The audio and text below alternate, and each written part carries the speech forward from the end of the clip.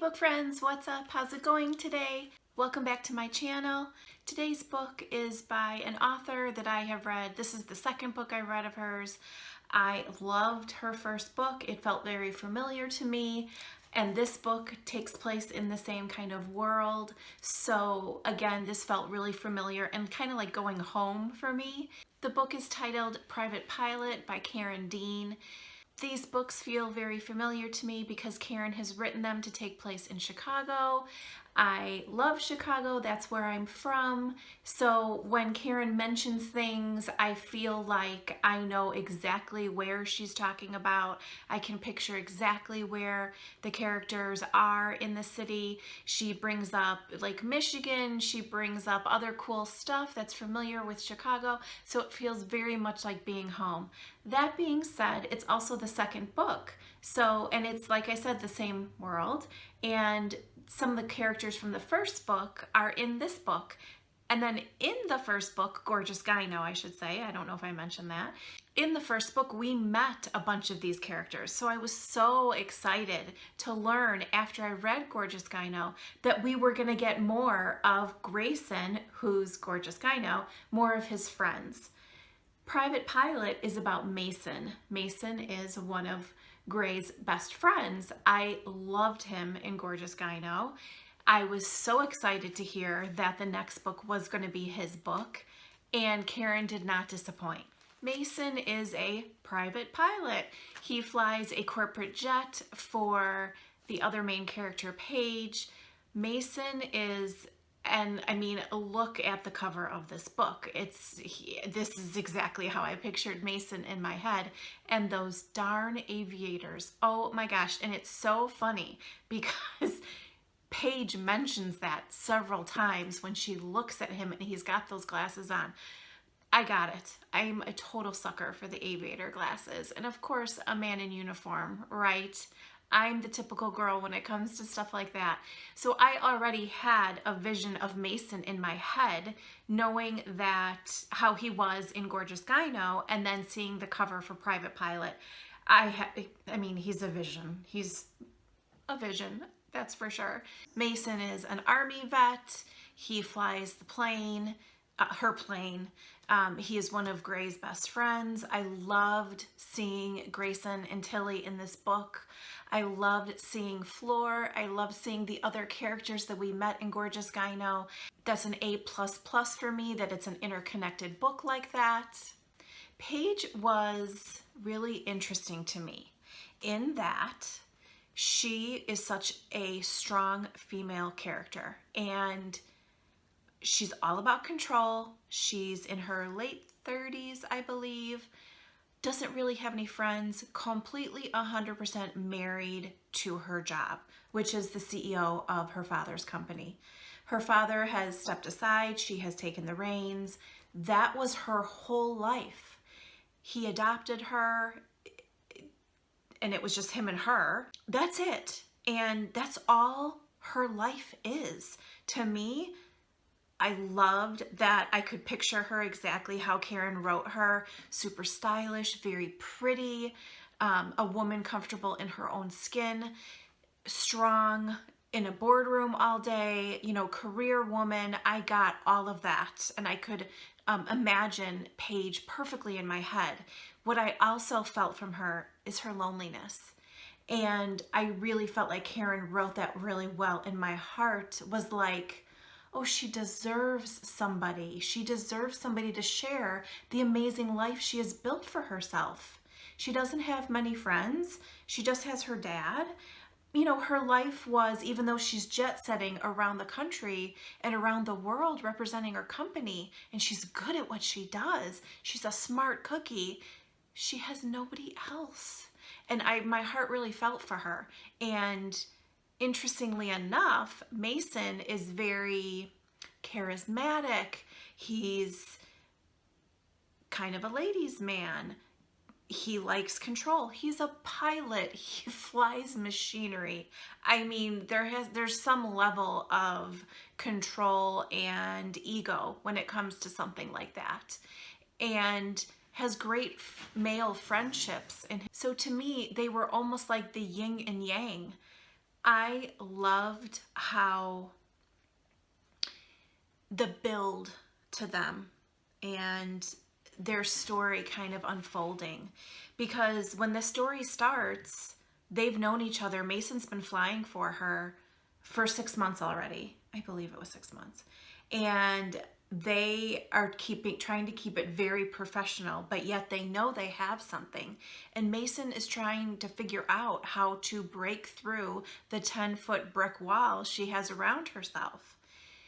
I loved the chase. I loved how he just was so authentically himself, and I felt like I knew him so well, and he's so swoony and so sexy, and yet she's reserved. And then when they kind of start to, give into their wanting to get to know each other better, she was kind of a little bit of an animal, and I loved that. Paige has complete tunnel vision in her life, and Mason threw that all aside. He didn't bulldoze his way into her life because he's more calculated than that, but he really laid groundwork with her, and then when the time or the opportunity presented itself with her that she let him in a little bit, he seized it. I love how Karen weaved so much more than just a, employee boss kind of book. She's good with crafting the story and the character development. And I really appreciate how when I'm reading a book and I know that let's say age gap, or let's say student teacher, or let's say, whatever the subgenres are that, come under the umbrella of contemporary romance, that there's so much more to the story than just that piece. And that I understand it's an identifying factor in how you present your book to the world. To me, it's not super important. I just like reading books and romance books. But knowing that it has a label like that, I'm often intrigued and really want to know, is that going to be the whole substance to the story? Is that going to be the whole base? And for me, it wasn't. The whole employee-boss relationship that Mason and Paige had was just a small part to them. There comes a point where I was like, okay, how is this going to happen? Like, she has built that 10-foot brick wall, and it is so sturdy. And there are a couple of things that happen in the story where she's kind of rocked, and she has nobody else to turn to. Definitely enough drama that I was like, okay, this is totally believable. I love, this was good. I was all in. And that's where I say that the story wasn't just about them being employee and boss. It was about Mason and Paige and finding their relationship. And it comes to a point where Paige needs somebody. And thank God she couldn't help herself. And she finally let Mason in. And that's where their story just takes off. It was, I didn't mean to say like it takes off. Hey, how about that? That was kind of funny. Their story went someplace I really wasn't expecting to. We get little kernels of, is it going to go this way? Is it going to go this way? And boy, there wasn't a twist, but there was like a situation I did not peg until literally it was happening in front of us on the pages and I was reading it. Love that I get surprised in books. It's one of my favorite things. I don't want to know where their story's going.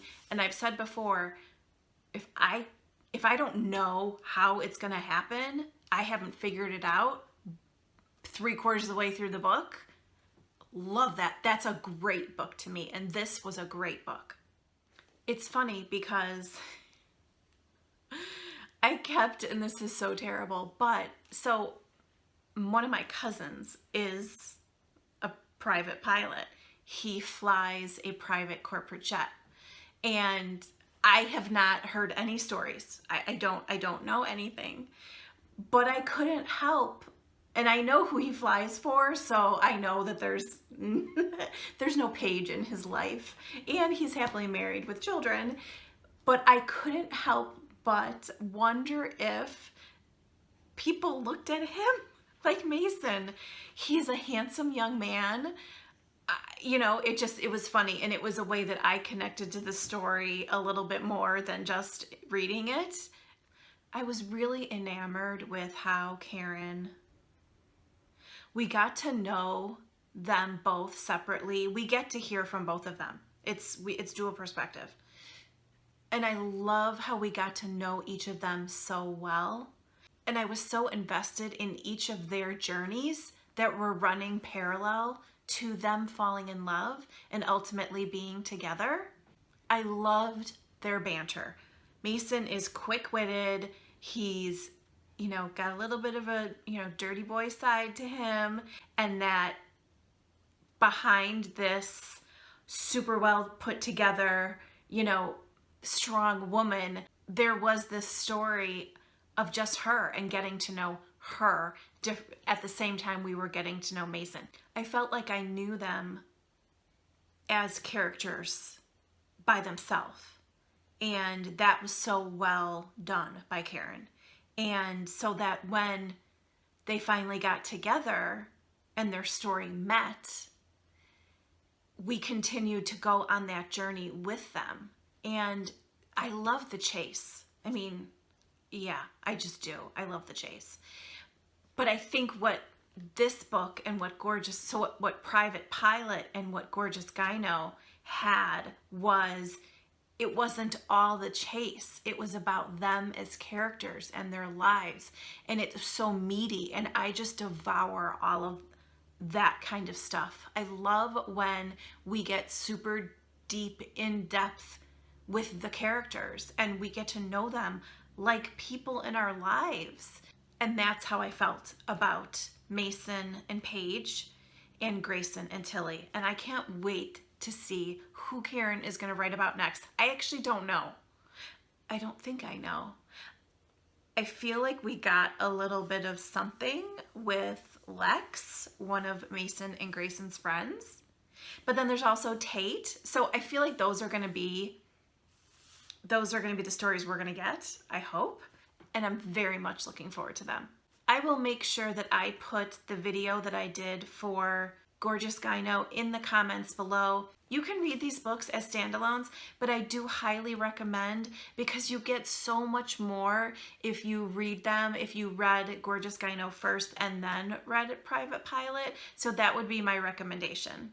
Let me know if you have read either one of them in the comments below. Thanks so much for hanging out with me today, guys. I'll see you soon. Bye.